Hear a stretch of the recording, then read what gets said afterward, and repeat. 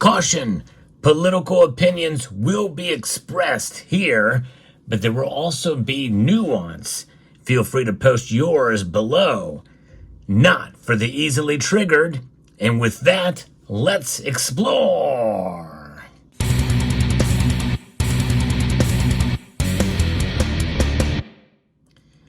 For those of you who've been following my channel, you know that domestic as well as geopolitics do have an impact on precious metals prices.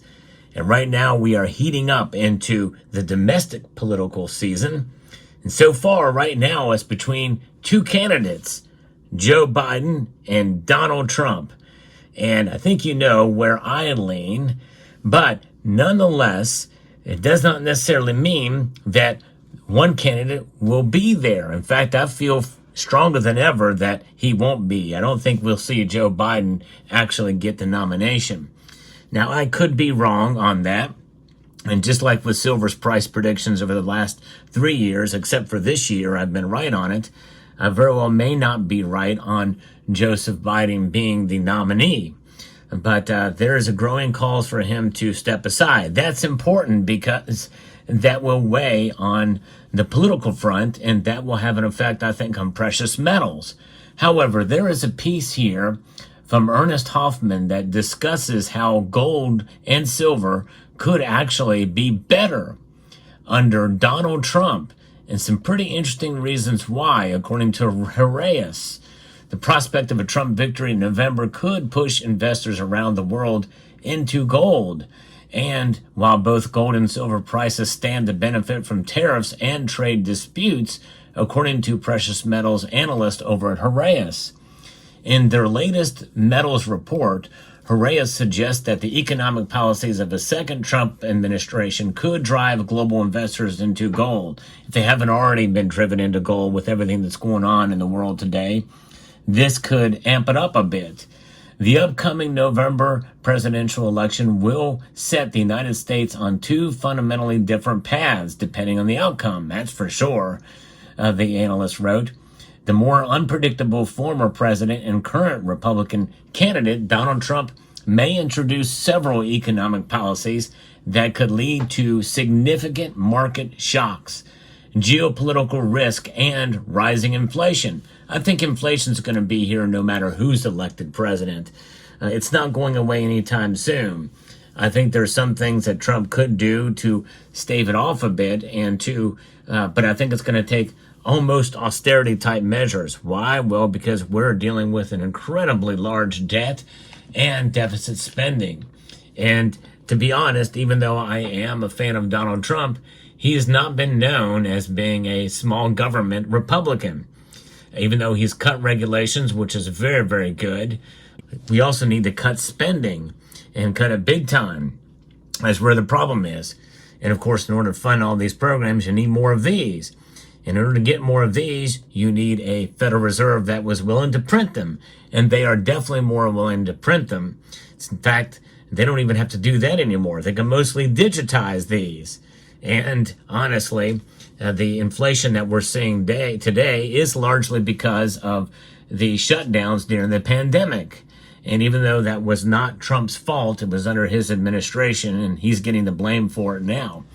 But nonetheless, Trump is currently maintains an edge over Biden in the polls right now. And he has really consistently had that to be the case. So at least the way things stand now, if things go the way they should, it looks like he could get elected. Now, of course, we don't know for sure how that's going to play out, but I think in many cases, some people might be baking some of this stuff in as far as what is going to happen down the road with a second Trump presidency. Herrera's pointed out that a renewed trade war could escalate tensions between the U.S. and China that could hurt both the U.S. and global economies. And, I have mixed feelings about trade and trade wars and that type of thing and tariffs. And maybe I'll discuss those in a bit because there has been a proposal that Trump made at a Republican meeting that I think is quite intriguing that I may talk about here later. And that would be very good for the economy if it is indeed what happens here. While the Biden administration has preserved many of Trump's China tariffs and raised tariffs on only a small basket of Chinese clean tech imports, a second Trump administration could escalate the trade war unprecedentedly. Trump has proposed two significant trade policy agendas, imposing a 10% across-the-board tariffs on all imports from all countries and imposing tariffs of 60% or more on all Chinese imports. Although the legal feasibility of those measures is still in question, Trump's first administration demonstrated the possibility of launching a trade war on China by invoking a loophole clause from an old statute, the 1974 Trade Act. A Peterson Institute paper found that these proposed tariffs could lead to an economic loss of 1.8% of U.S. GDP and significantly raise inflation. Well, that alone does not raise inflation. I think he's got it wrong here. The only thing that causes inflation is the printing of these, or the digitization of these dollars. Now, I will say this, that the dollars that are already in China, in other countries, may very well be flooding back, which would exacerbate inflation here, but it's all caused from the Federal Reserve printing and sending those dollars overseas. Think about it, folks. 58% of all international reserves are in dollars, but about 80 to 90%, well, 90% may be a bit high, but 80 to 85% of international transactions are done in, yes, dollars. The dollar is still the king of the currencies out there. Trump knows that.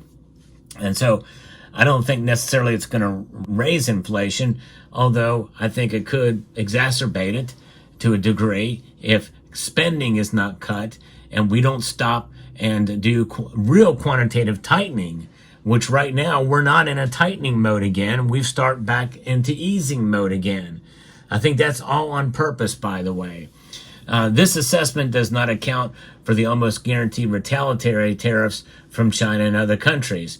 But in reality, we have the upper hand here. And this is where it gets interesting, because Trump has proposed, loosely though, to replace the federal income tax with taxation through tariffs. That would be massive and huge. That's how the federal government used to collect revenues.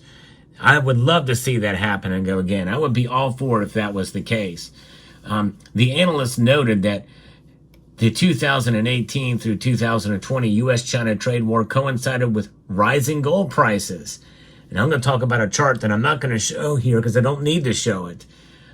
They actually show that as tariffs went up, so did gold. It's really amazing how they coincide. Not exactly, but it is pretty remarkable. Chinese tariffs on U.S. exports and U.S. tariffs on Chinese exports. That has occurred during that time. Pretty amazing. So gold surged during this period as a prolonged negotiation coupled with tariffs and geopolitical escalations drove investors to seek gold as a safe haven asset despite a rate hiking environment until mid-2019. Gold's appreciation closely correlated with the tariff increases, which served as a meaningful indicator of U.S.-China tensions. Herrera worries that Trump could also undermine the independence of the Federal Reserve, as his first presidency saw public attacks on Fed Chair Jerome Powell's rate hikes. Well, I tell you, the Federal Reserve is not independent. I got a news flash for Herrera. In fact, it's been proven that they've been political, and we know where they lie. And so there is going to be a bumping of heads between Fed Chair Jerome Powell and President Trump. No question about it. And I'm not necessarily saying that Trump will always be right in what the Fed should do, but nonetheless, likely, probably, what he wants them to do is going against what they're already doing, and that is hurting the economy and hurting the situation. Unofficial proposals from the Trump campaign team include steps to undermine the Fed's independence and potentially remove Powell prematurely, they said. Trump could replace Powell after his term ends in 2026 with a dovish candidate. Additionally, Trump could appoint multiple governors to the Federal Open Market Committee who would favor looser monetary policies. Well, I tell you, honestly, if Trump was smart, and I think he is that he would just do what he could to cut government, Get rid of the Department of Education. He's talked about that. Get rid of NPR and public radio. We don't need any of those. Public broadcasting, PBS, and get rid of those. The National Endowment for the Arts. There's lots of different things. Even the Department of Energy. And greatly scale back and cut down on government overreach and the government bureaucracy. The administrative state is really doing a lot to damage this country. And there's a lot of things that need to be overhauled in this country. And I think no matter what the Fed does, Trump could do that. And if he has a friendly Congress, they could really help make all of this possible. And you can stimulate the economy. You can do what you could to at least draw down and have a balanced budget for once, which we haven't seen since the 90s. That's something that would be very nice to have. Now, in the Asian environment for precious metals, the analyst noted that India continues to see robust demand for gold, and that's going to continue no matter who's president, because you think about, well, China has eyes on Taiwan as to whether or not they attack or not before Biden administration is done. Well, that's still up for debate. However, no matter what, there is going to be pushback against China, no matter who is president.